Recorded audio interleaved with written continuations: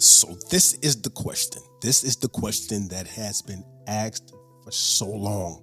Why is she so rebellious? Everyone wants to know.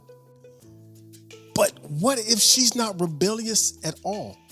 What if you're just not worth following? We've been asking the wrong question. We've been asking, why won't she submit, when we should be asking, what are you modeling? She's not rebellious. She's responding. What I'm about to say goes against standard teaching, but not against the Bible. If you're not ready for that, you might want to sit this one out.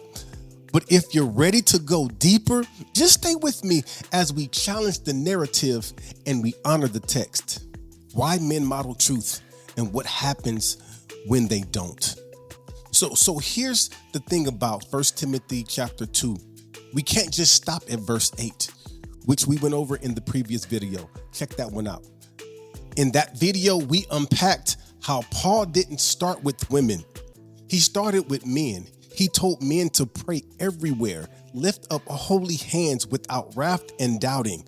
We talked about how the foundation was missing in Ephesus. Men weren't modeling the responsibility God had given them. And when men don't demonstrate what it looks like to surrender to God, there's no example to follow. Not because women are incapable, but because leadership is about setting an example, not demanding compliance. We talked about how love produces trust, and trust produces the thing we've been arguing about for centuries: submission, not forced, not manipulated, willing. The kind that says, I trust you enough to follow you because I've seen where you've been and I know where you're going. But there's more to this. Remember what submission actually means. It means to arrange under, to align with. It's a military term. It's voluntary. You're choosing to fall in line because you trust the formation. This is about to get good, so stay with me, stay with me, stay with me.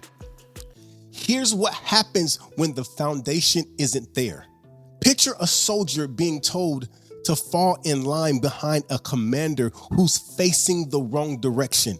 The commander isn't lined up with the mission. He's not following orders. He's out of formation, and now he's telling you to line up behind him. You can't line up under something that's out of line itself.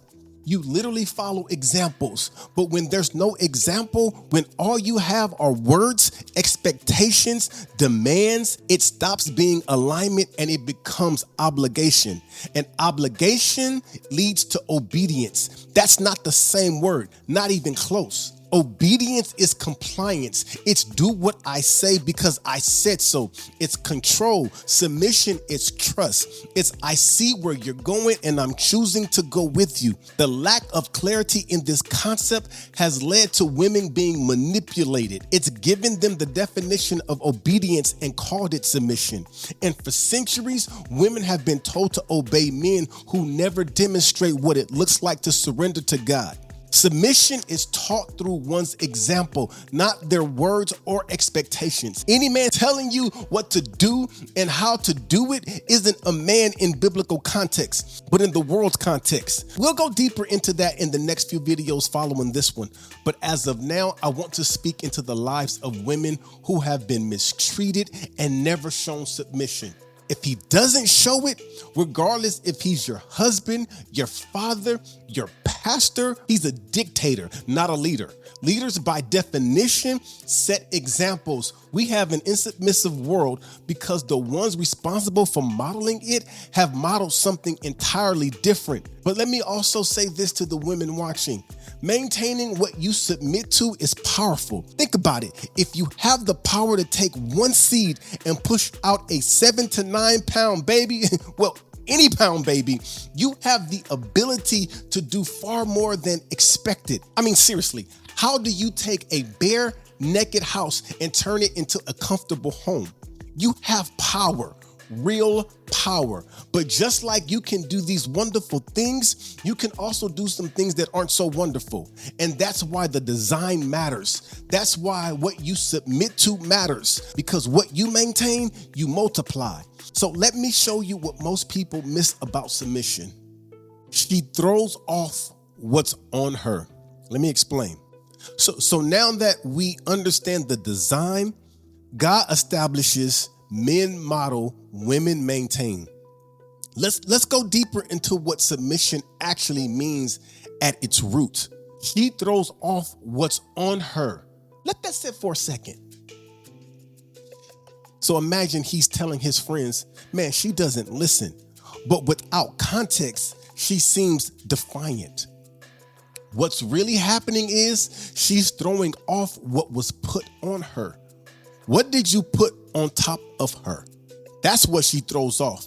If you put love on her, she throws off love. If you put trust on her, she throws off trust. If you put anger on her, she throws off anger. If you put control on her, she throws off control. She gives what has been given. What has been shown, she shows. That's the design. That's what submission actually means. It's not blind obedience. It's not control. It's reflection. It's maintenance. It's taking what's been modeled and throwing it back out into the world. Oh my God. Submission isn't to him. It's to what you see.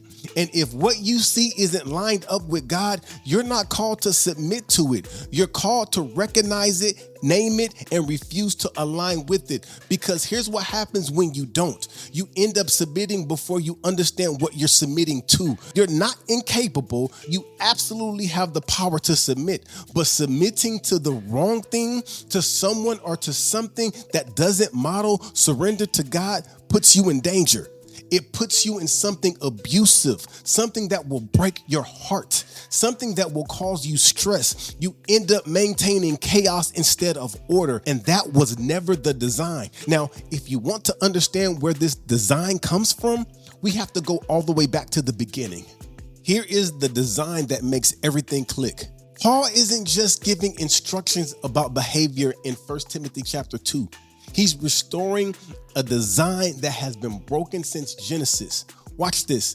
Genesis chapter 2, verses 16 through 17. And the Lord God commanded the man, saying, of every tree of the garden you may freely eat, but of the tree of the knowledge of good and evil you shall not eat, for in the day that you eat of it you shall surely die. God told Adam, not Eve. Adam. Eve wasn't even created yet. Man, are you doing what God told you to do before she enters your life? There are some responsibilities you have that need to be tended to before she ever enters your life. Genesis chapter 2, verses 21 through 22. And the Lord God caused a deep sleep to fall on Adam, and he slept. And he took one of his ribs and closed up the flesh in its place. Then the rib which the Lord God had taken from man, he made into a woman, and he brought her to the man. You were created from the rib, a rib that covers and protects the most vulnerable organ, the heart. You function best covering what is important and vulnerable. If that is not what he shows, what are you protecting? So when the serpent shows up in Genesis chapter 3, who does he speak to?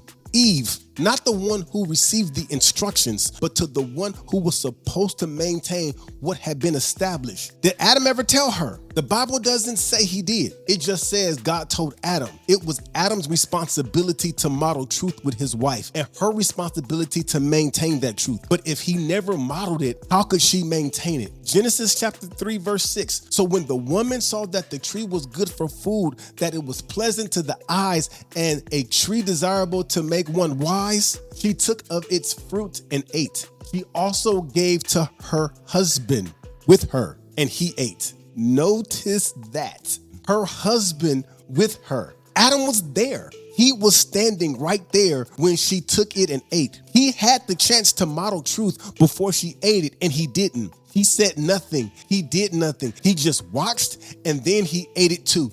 And then what did he do? He blamed her. Genesis chapter 3, verse 12. Then the man said, the woman whom you gave to be with me, she gave me of the tree and I ate. Too often we lack modeling order, and when things fall apart, we as men don't take responsibility. We blame the woman. We blame the circumstances. We blame God for giving us the woman in the first place. But the responsibility was ours. The command was given to us. We were there. We saw it happening, and we did nothing. God establishes truth. Men model it. Women maintain it. But here's where Paul makes a distinction most people completely miss. Both sinned, but the nature of their sin was different. What do you mean? The woman was not created to obtain order. She was created to maintain order.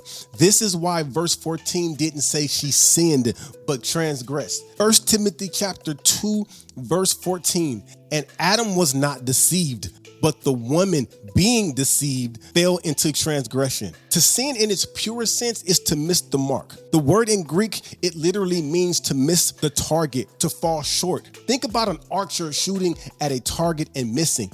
That's sin. But transgression, that's different. The word here, it means to step over, to violate, to break a boundary. It's not just missing the mark, it's breaking the rules. Think about it like a basketball game. Missing the mark is shooting and missing the basket.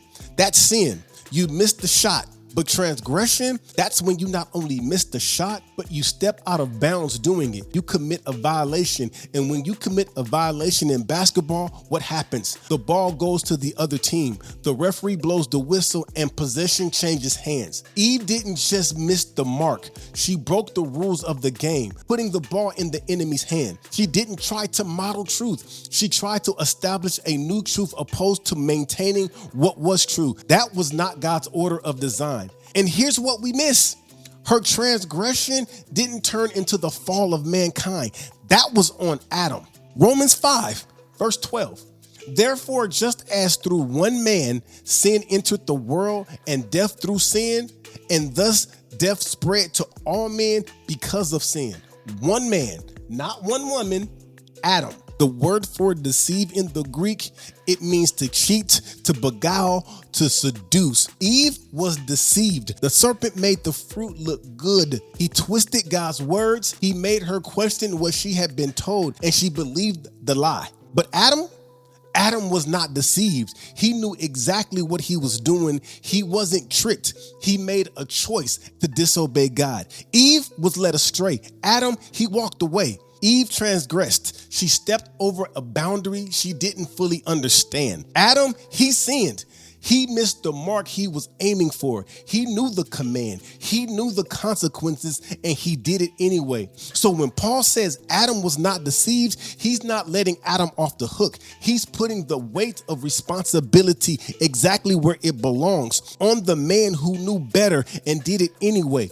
God establishes truth. Men model it. So if we have a perverted world, who's modeling it? If we have a world that's out of order, who is modeling it? Now, here's where this really gets complicated for a lot of you.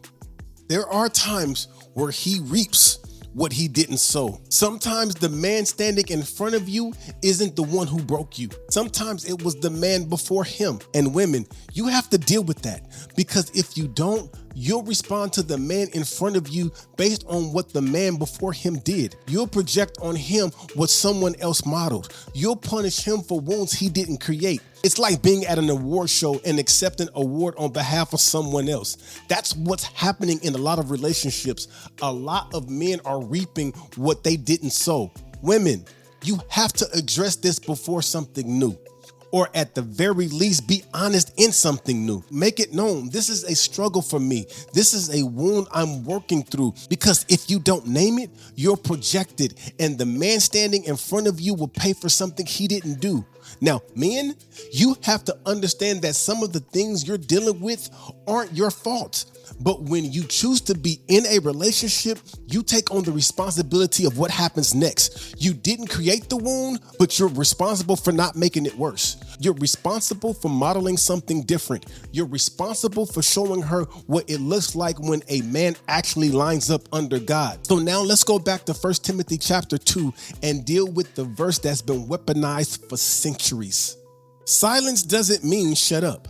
1 Timothy chapter 2 verses 11 and 12. Let a woman learn in silence with all submission. And I do not permit a woman to teach or to have authority over a man, but to be silent. The word for silent here, it means quietness, stillness, peaceable. It's not about being mute. It's about being teachable. The same word is used in 1 Timothy chapter 2, verse 2, when Paul talks about living a quiet and peaceable life. Nobody thinks that means we're never supposed to speak. When Paul says women should learn in silence, he's not saying they can't speak. He's saying they should learn in a posture of peace and teachability. And Paul is talking about learning. Let women learn. Now, I know some women are probably thinking, I ain't no animal or a child. I don't need a man to teach me anything. Slow down.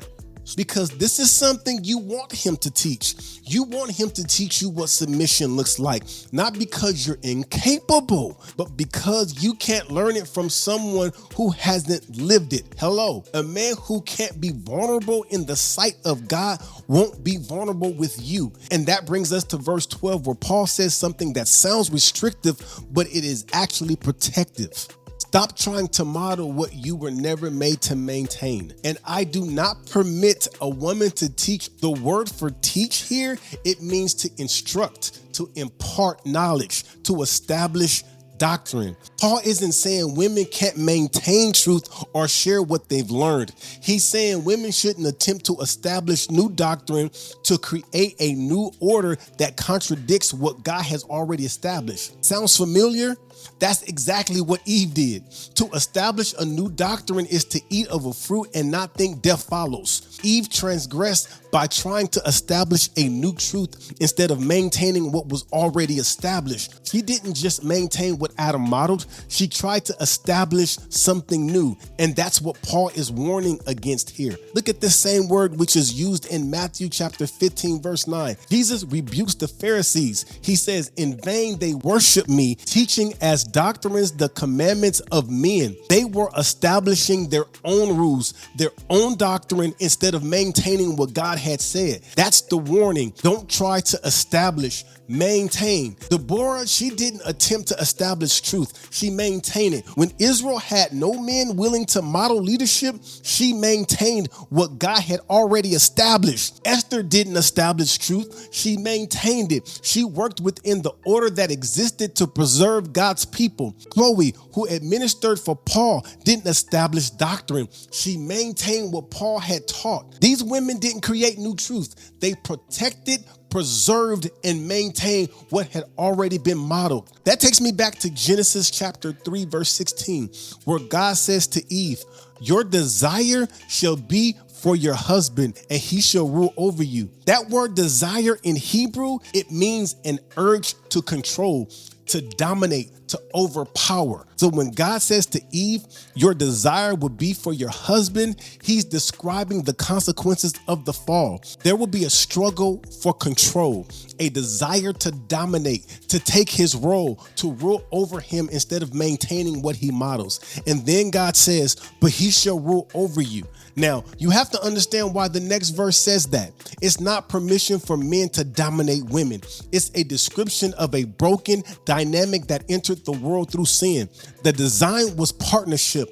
The consequence was a power struggle. Paul is addressing this in 1 Timothy chapter 2, verse 12. He's saying women shouldn't try to dominate. The very thing Genesis chapter 3, verse 16 warned would happen. So what does all this mean for you? It means you're not crazy. You're not rebellious. You're not difficult. You're responding to what's been modeled. You're throwing off what's on you. And if what's on you is chaos, control, anger, or doubt, that is what you're going to throw off. Submission is not obedience. It's lining up under what has been established, not what you think should be established, not what you wish was established, what has been established. And here's where I need you to hear me. Don't try to change it. I know that's hard. I know you see things that could be better. I know you think if he would just do it this way, or if he would just listen to me. Stop. That's not submission. That's you trying to establish instead of maintain. That's you trying to model instead of reflect. That's you stepping into a role that wasn't designed for you, not because you're incapable, but because that's not your function. You cannot protect what he won't reveal. You can't maintain what he won't model. You can't submit to what he won't establish. And when you try to change it, when you try to fix it, you're not submitting, you're controlling. You're trying to establish order where there is none. Submission is lining up under what has been established, not trying to establish it yourself, not trying to change it, not trying to fix it, lining up under it. And if there's nothing to line up under, if what he's modeling doesn't line up with God, then you don't have to submit to that. You recognize it, you name it, and you refuse to align with it, because submission isn't blind. Submission is trust, and trust is earned by what's been modeled. So if you're constantly trying to change him, constantly trying to fix him, constantly trying to make him into the man you need him to be, you're not submitting. You're fighting against the design. You're trying to do his job for him, and you will exhaust yourself trying to maintain what was never modeled. You are not responsible for making him the man he's supposed to be. That's between him and God. Your responsibility is to maintain what he models. And if he's not modeling surrender to God, if he's not modeling love, if he's not modeling trust, you don't have to maintain that. You don't have to submit to that. But you also can't fix it. You can't change it. You can't make him into something he's not willing to become. Submission is not obedience, it's alignment. And you can't align with something that's not lined up itself. You were created to maintain order, not create it, not fix it, maintain it. And if there's no order to maintain, you can't be blamed for the chaos. Women, I want to leave you with this. Men who surrender to God, they don't wage war. Men who lift holy hands to God don't raise unholy hands to a woman. Secure men don't demand submission. They model surrender. They demonstrate trust. They show what it looks like to be vulnerable before God. And that vulnerability, it creates safety for you. When a man is vulnerable in worship, when he surrenders to God, when he's modeling what it looks like to trust God completely, the atmosphere shifts. Peace enters, trust builds, and submission becomes natural. But when he's defensive, when he's controlling, when he's demanding obedience without demonstrating surrender, chaos enters. Fear builds, and submission becomes impossible. So the question for you isn't, why won't you submit?